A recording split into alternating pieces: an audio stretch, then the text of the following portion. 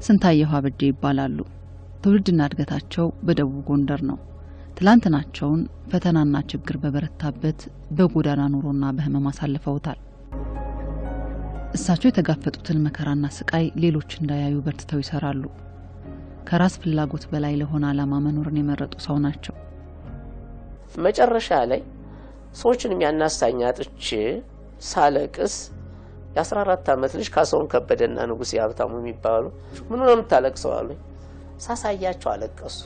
ቤተሰቦቻችን ጠይቀን እንጣ ብለው ወዲያው ጠይቀው መጥተው አብራችሁ ስሩ አሏቸው። እኔ ጋር መስራት ጀመሩ። የ14 አመት ልጆች ከነሱ ጋር ሆነን የወደቁትን አንሱ፣ የሞቱትን ቀበሩ፣ የቆሙትን አስተምሩ የሚል ማህበር አቋቋም። በጣም ልጆች ስለሆነን መጣንና እዚህ ያሳየን። ስናያቸው ሰዎቹ በጣም ፍራሽ ላይ ነው የተኙት። ስናነሳቸው ሰውነታቸው ብጭቅ ብሎ ይነሳል። እነዚህ ሰዎች አሁን ምን እናደርጋቸዋለን ምናምን ስንል ስለው ያው ግላቸውን እናጥባቸዋለን፣ እንደሳቸውን እናጥባለን ሲነገር ከዛ ወዲያ እንደዛ ብለን የጀመርነው ማለት ነው። የዶክተር አንሱ ያው ከስንታየሁ ጋር አብረን የመሰረት ነው ማለት ነው። ከዛን ካየን በኋላ እኛም ቤተሰብ ስላለን ቤተሰብ እናስፈቅዳለን። ቤተሰብ አስፈቀድን። ካስፈቀድን በኋላ አብረን መስራት ጀመርን ማለት ነው። ስለዚህ እዚህ ያሉትን አብረን እናጥባለን፣ ጸጉራችን አብረን መኝታቸውን እናራግፋለን፣ ቤታቸውን እንጠርጋለን። እንጦጦ ኪዳነ ምሕረት አካባቢ ደግሞ ዋና እንትናችን ዛረግን። በ1990 ዓመተ ምህረት ሁለት ታዳጊ ልጆች ተጨምረው ህጋዊ ሰውነት ያገኘው የአቶ ስንታየሁ ሐሳብና ለፈጣሪያቸው የገቡት ቃል የገዛቸው መልካምነት ልባቸውን የሞላው የእኛና የቤተሰቦቻችን ነገስ ምን ይሆናል የሚሉ ጥያቄዎች ለራሳቸው የጠየቁ ሁሉ በሙያቸውም በጉልበታቸውም ያገለገሉ የወደቁትን አንሱ የነዳያን በጎ አድራጎት ማህበር ያደገ ጉዞውን ቀጠለ። በ1992 ዓመተ ምህረት ነው ካይሞ በላይ ነው ያየሁት ነገር በወቅቱ። እናቶ ስንታየሁ ንጉስ ያብታሙ ካሳውን ከበደ ናቸውና ሌሎች ማንን በጎ ፈቃደኛ ልጆች አሉ። እኔም ለራሴ ቃል ገባሁ ማለት ነው ባለኝ ነገር ለማገልገል። እዚህ ሰፈር የመጣው ወደ 2008 አካባቢ ነው። እስከ ጀመሩበት ጊዜ ጀምሮ ነው አብሬያቸው ቤቱም ሲሰራ ጀምሮ አብሬ ማገልገል የጀመርኩት ማለት ነው። ኦልሞስት ወደ 11 አመት እየተጠጋ ነው ማለት ነው። ባለኝ ያኔ ምንም አልነበረኝም።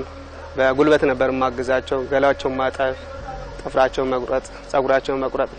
እዛም ማለፍ ሲል ደግሞ በሙያም ማገልገል ጀመርኩኝ።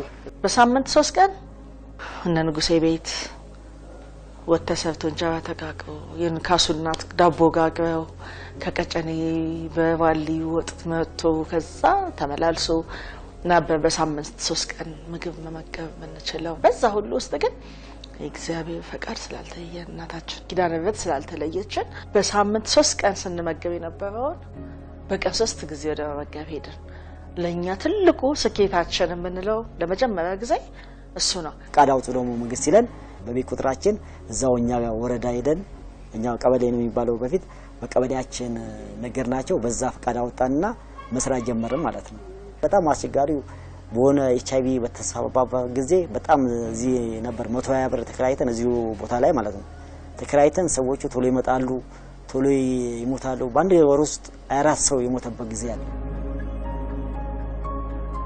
እንጦጦ ኪዳነ ምሕረት በር ላይ አንዱ ጥግ ላይ ተኝቷልና አንድ ባለ ሀብት አጋጣሚ ለመሳለም ሲመጣ አየው። እንዴ ምን ላርገው ብሎ ሰውየው ሲጨነቅ እዚህ ጋር እኮ ዶክተር አንሱ የሚባለው አሉ እነሱ ጋር አስገባ። እዛኛ ጋር መጡኛ አባት እዛን አይተን ተቀበልነው። ከዛ ለምንድን ነው የሚያስፈልጋቸው አለ ያባላት። እኛ ቦታ እንፈልጋለን። ቦታውን ለምን አሳየናቸው። በየካልጋው ስራ አስተኝተናል። በር ላይ እንደዚህ ቦታ ጠበው ማለት ነው። ከዛ በኋላ እኛ አባት ሄደው ኩባጋ ቦክስ ወደ የነበረው ከንቲባ ገብተው አናግረው ይሄን ቦታ ያው ከሊዝ ነጻ 2900 ካሬ ሜትር ይሄን ቦታ ተሰጠን ማለት ነው። ታዲያ የጻረፈው በ700 ካሬ ሜትር ላይ ነው ያረፈው። ባለ 4 ወለል ነው ማለት ነው። በዛኛው በኩል የወንድ ሲሆን በዚህ በኩል የሴት ነው የወንድ እየተካፈለ ነው ማለት ነው። ሌላው ትልቁ ችግር ወደ ሐኪም ቤት ስንወስዳቸው ጸበልም ለማስጠመቅ ይሁን ከባድ ትራንስፖርት ችግር ነበረብን። 2001 ላይ እንዲሁ መኪናው ተገዛ እና ከቀን ወደ ቀን ብቻ እግዚአብሔር በቃ እየረዳን መጣ።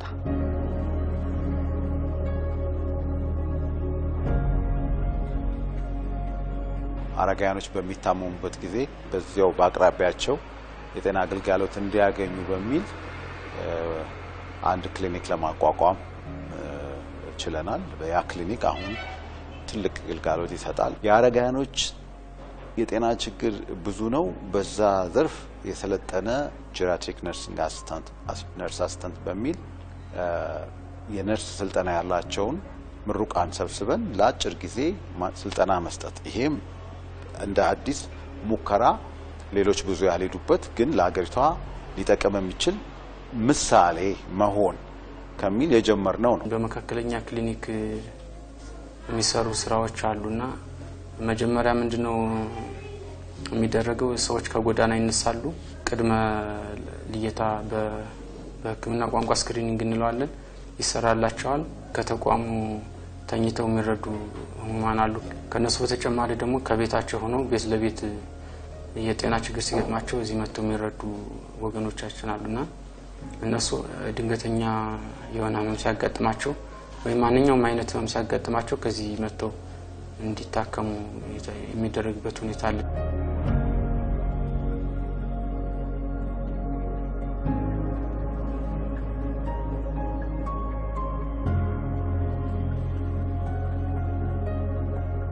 በዚህ ተቋም የሀገር ባለውለታዎች የዛሬያችን መሰረቶች አሉ። 50 አለቃ ጌታቸው ጉርሙ በወጣትነት ጊዜያቸው ሀገራቸውን ከጠላት ወራሪ ለመታደግ በዱር በገደል የተዋጉ ብሎም ሰራዊት ይመሩ የነበሩ የትውልድ ባለውለታ ናቸው። ዛሬ ያገኘናቸው በየወደቁትን አንሱ የነዳያን በጎ አድራጎት ማህበር ነው። እኔ ቀደም ሲል በፈጥኖ ደራሽ ከዚህ ከኮልፌ ወደ ሀረር ሄጄ ነበር። ባለቤቴ ሞተች። እኔ እዛ ሆኜ በቃ ወደዚህ መጣሁ። ወደ ቦሌ አካባቢ ነው አንድ ሜዳ አለች፣ እንደ ትንሽ አካም ወንዝ ዳር አለች። ከዛ መቶ ሰዎች አነሱኝ። ካነሱኝ በኋላ ቀጥታው ወደዚህ አመጡኝ። በቃ እዚህ ገባሁ። ሕክምና ማገኛለሁ፣ ሁሉም ነገር እዚህ ለውጣለሁ፣ ሁሉም ነገር አገኛለሁ እዚህ እና ህመሜንም በየጊዜው እንዲሁም በመርፌም በመናምን እንትን እያለሁ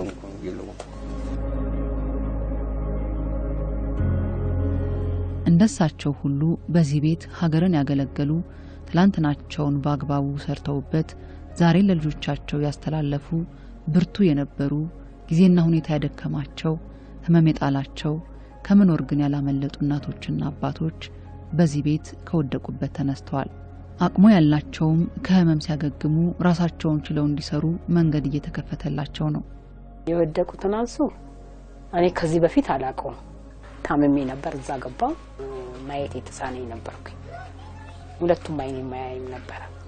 በስኳር የተነሳ ነው እና የወደቁትን አንሱ በዛው ታክሜ በቃ እንዲ ሁለት አይኔ ላይ የበቃው በእነሱ ነው።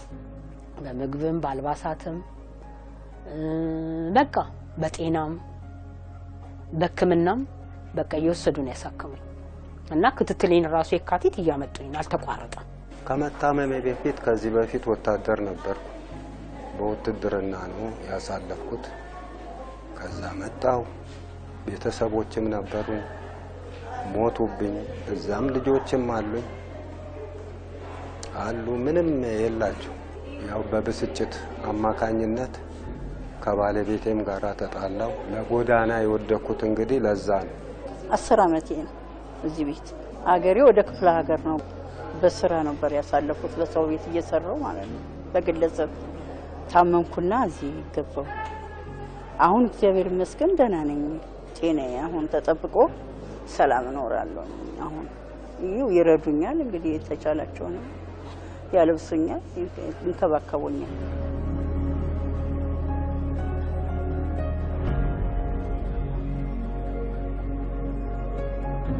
ብዙዎች ተደግፈው ተወድተው ለአንድ ቀንም ቢሆን እፎይታን አግኝተው ያለፉ ብዙ ናቸው። የሰው ቁጥር ትንሽ ሊመስል ይችላል። ከ15,000 በላይ ተገልግሏል። የዳኑ ደግሞ የማህበሩ ተቀጣሪ ሰራተኞች ይሆናሉ። በሞትና በህይወት መካከል ሆነው ገብተው ዛሬ ላይ ድነው አንዷም ኪዳነ ምሕረት አስተባባሪ ሆና ተቀጣሪ ሰራተኛ ሆና ተገለገለች። እዚህም እንደዚሁ አለ። ሌላም ልጅ ነው። ሌሎችም አይነ ስውር ነበር። አይኑ በርቶለት እዚሁ የተድረው አገልግሎ ከዛ ደግሞ የአይኑ ችግር ተመልሶ ሲመጣ ደግሞ ቦርድ እንዲወጣ ተደርጎ ጡረታው ተከብሮለት ልጆቹን እያሳደገ ደግሞ አሁን ሌላ ይኖራል። ለኛ ሌሎችም እንደዚሁ በየሀገራቸው ይገባሉ ድነው እና ለኛ ይሄ በጣም ደስ የሚያሰኘን ነገር ነው። በቅርብ ጊዜ እንደውም አንዲት እህታችን እሷ እንደውም አይኗ ሁሉ አያይም ነበረ እዚህ መታ ነው እንግዲህ በተጣጣ አገልግሎት በሕክምናው በምን አይኗ ማብራት ትችሎ እዚህ እንትን ብላ አሁን እንግዲህ ቤት የተወሰነ እንትን ኪራይ አግዞ መነሻ እንትን ብሎ ራሷን ችላ እንጀራ ጋግራ እንድትሽጥ እና ራሷን እንድትጠቀም ወይ ደግሞ እንድትችል የተደረገበት ሁኔታ አለ። ያው እግዚአብሔር ይመስገን በወረዳው ቤት ተሰጥቶኛል በክፍለ ከተማው ያው ይሄ ስላለ እነሱ ደግሞ መስራት ትችላለሽ ብለው አምነውብኝ በጠየኳቸው መሰረት ይሄ የምታየው ማቴሪያል ሁሉ እነሱ ናቸው ያሞሉልኝ። በቃ እንጀራውንም እንደጋገር ምጣዱንም ሁሉንም ነገር እና ከዛ ተሰጥቶኝ ነው እንደተረከቡኝ አመጣውኝ ነው እዚህ ቤት ያስገብተውኝ ያው ይከታተሉኛል። አሁን በእንጀራ ጋገራ ነው ምሰራ። 6 ወር እንደተኛው ገላዬንም እያጠቡ ምን እያሉ ያው ለዚህ ደረጃ ደረስኩ እና አሁን እዚህ አሉ የታመሙትን ምንም የሚሉትንም በውሸር ሕክምናም ወስጄ በቃ ማንኛውም ለዚህ ቤት አገልጋይ ነኝ ድኜ ማለት ነው። ፓራላይዝ ሆኜ ነው እንግዲህ እዚህ መጣሁ። ጌታ የሚያውቀው ነው።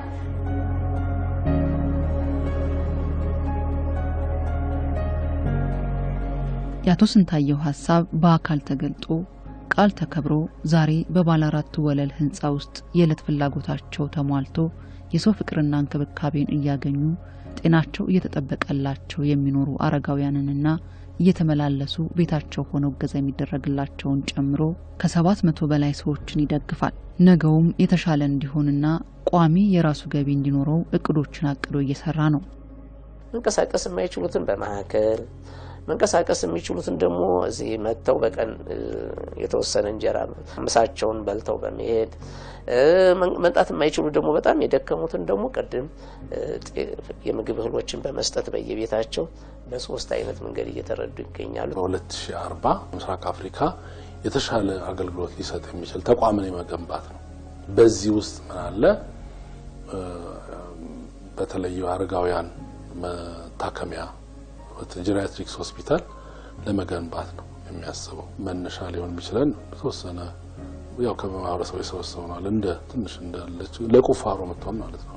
ምናልባት በቢሊየን የሚቆጠር ብር ነው የሚያስፈልገው። ስለዚህ ያንን ደግሞ በማህበረሰቡ ልክ የህንጻው እንደተሰራው ኢትዮጵያውያንን አገር ውስጥም ውጭም ያሉትን ማስተዋወር ይሰራል። ሆስፒታሉ የምናስበው እንዲሁ የክሊኒካል ሰርቪስ ወይም የሕክምና አገልግሎት በዘለለ የምርምር ተቋም እንዲሆን እንፈልጋለን።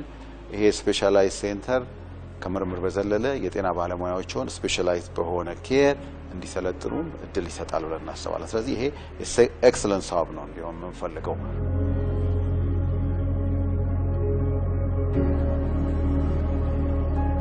ድርጅቱ ቢያደግ ደስ ይለናል። ወደፊቱም ትውልዱ ደግሞ እኛ ስናልፍ ሌላው ይጦርበታል። ከፍ ቢል ደስ ይለናል እንጂ አይከፋኝም። እኔ በኔ በኩል እድገት ቢኖረው ማን ይጠላል? የሱ ሁሌም ለብዙ ሰው ምነግረው ሁሌም ራሴን መመረምርበት ነገር ነው። ቀን ቢጨመርልን እድሜ በህይወታችን ውስጥ ብናገኝ ምን እንሰራበታለን ነው? ዝም ብሎ ለመኖር ነው ወይስ ትርጉም ያለው ህይወት ለመኖር ነው? ወይስ በሚሰጠን እድሜ የሌሎችን ህይወት ማሻሻል በሌሎች ሰዎች ህይወት ውስጥ ምክንያት መሆን ነው ዋናው ነውና እሱ ከዛ ህይወት ትርጉም አገኘ። እኛ ታሪኩን የምንሰማውን ሰዎች ቆም ብለን ህይወታችንን እንድንመረምርና የምንኖርበትን አላማ እንድናስብ ያደረገን ኢቨንት ነው ብዬ አስባለሁ።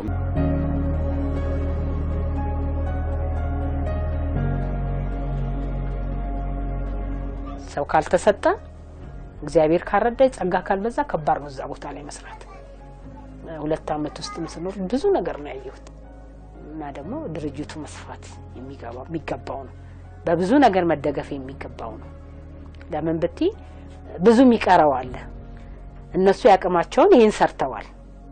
መንግስትም ባለሀብትም ማንኛውም ሰው ቢሆን ሂዶ አይቶ የጎደለውን ነገር አይቶ ቢሰፋ ደስ ይለኛል። እኔ ለመጎብኘት ዛሬ መጀመሪያ ጊዜ ነው። ባለቤቴ የፕሮፌሰር የቆየ አበበን የ40 ቀን መታሰቢያ ምክንያት በማድረግ እዚህ ከወደቁት አንሱ ጋር ለማሳለፍ ነው። ይህ ድርጅት መታገዝ ያለበት ብዙ አቅመ ደካሞችን የያዘ ስለሆነ ሁሉም ያቅሙን ቢያደርግ መልካም ነው ብዬ ነው እመክራለሁኝ።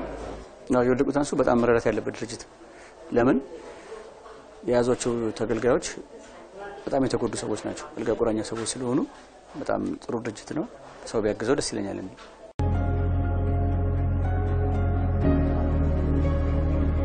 ገንዘብ እንዲያግዙን ኢትዮጵያውያን በአገር ውስጥም በውጭም ያላቸው ኢትዮጵያውያን በገንዘብ አግዙን። በቁሳቁስ ደግሞ በቁሳቁስ አሁን ዲያፐር የንጽህና ልብስ መጠበቂያዎች፣ ፈሳሽ ሳሙና፣ ደረቅ ሳሙና፣ ዱቄት ሳሙና እነዚህ ያስፈልጉናል።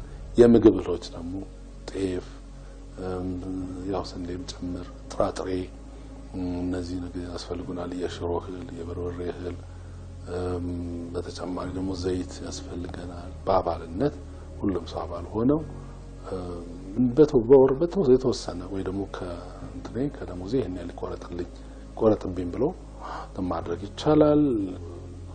መጎብኘት ያስፈልጋል። መጥቶ ማየት፣ ልብሳቸውንም በማጠብ በኩል ማገዝ የተለየ አገልግሎት ስለሆነ በጉልበት ማለት ነው። በእውቀት ነው። የተለያየ እውቀት ያላቸው ኢትዮጵያውያን የበጎ ፈቃድ አገልግሎት መጥተው እንዲሰጡ ጥሪ እናደርጋለን።